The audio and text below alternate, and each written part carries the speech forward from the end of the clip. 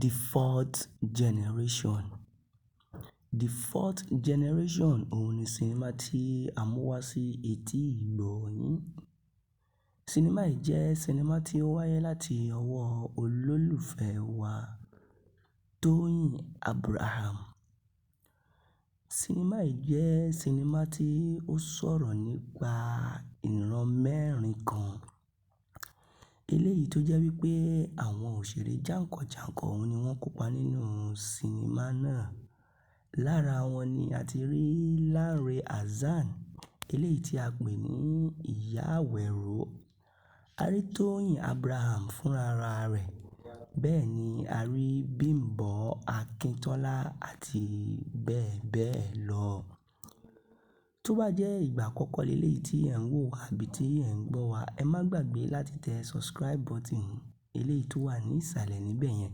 Nítorí eléyìí ni yóò fún yín ní àǹfààní láti má miss sinimá tí a mú wá sí etí ìgbọ́ yín. Ìran mẹ́rin, The Fourth Generation. Ìran mẹ́rin, The Fourth Generation. Ìran mẹ́rin jẹ́ ìtàn kan eléyìí tí a kì yóò gbàgbé. Eléyìí tó jẹ́ wípé ìran kẹrin ṣe àwárí ìyà, àṣà àti àwọn ohun mèremère.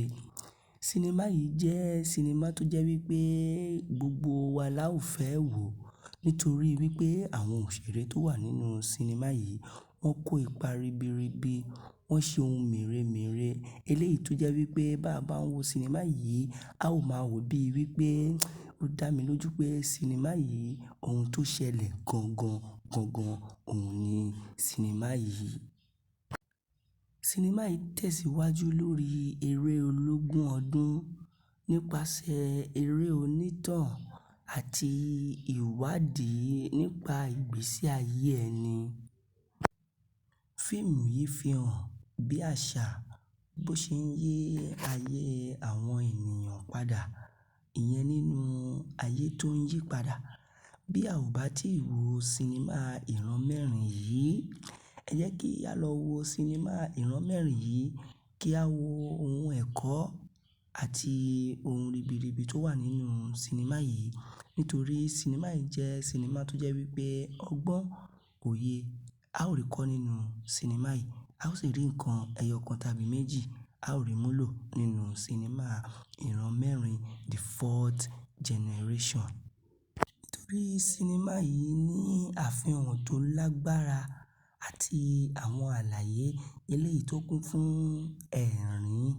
Ìran mẹ́rin, The Fourth Generation. Fíìmù yìí jẹ́ fíìmù tó jẹ́ wípé gbogbo olólùfẹ́ Nollywood gbọdọ̀ wò. Ìran mẹ́rin, The Fourth Generation ó ti wà lórí ìkànnì Tóyìn Abraham TV ní orí YouTube.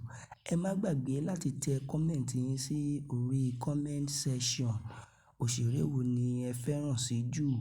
Bẹ́ẹ̀ ni wípé òṣèré wo ni ó kó ipa dáadáa nínú sinimá yìí? Kí ẹ sì má gbàgbé láti fún wa ní ìka ọlọ́wọ́ eléyìí tí a mọ̀ sí like. Ìran mẹ́rin. Àwa tí a ò bá tí ì wo sinimá yìí, ẹ jẹ́ ká tara ṣàṣà ká lọ wo sinimá ìran mẹ́rin. Ká rí ọgbọ́n àti òye kan kọ́ nínú sinimá yìí.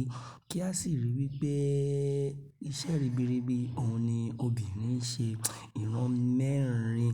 Ẹ wò ó, a ó tún máa fi tó yín létí gbogbo ìgbàkígbà tí àwọn eré Nollywood tó bá ti ń jáde ní orí ìkànnì, a ó máa tó yín létí, a ó sì máa sọ ibi tí ẹ ti máa rí wò, ibi tí ẹ ti máa rí gbọ́ fún yín. Ìran mẹ́rin. Sinimá gidi ni sinimá tó kún fún ọgbọ́n àti òye.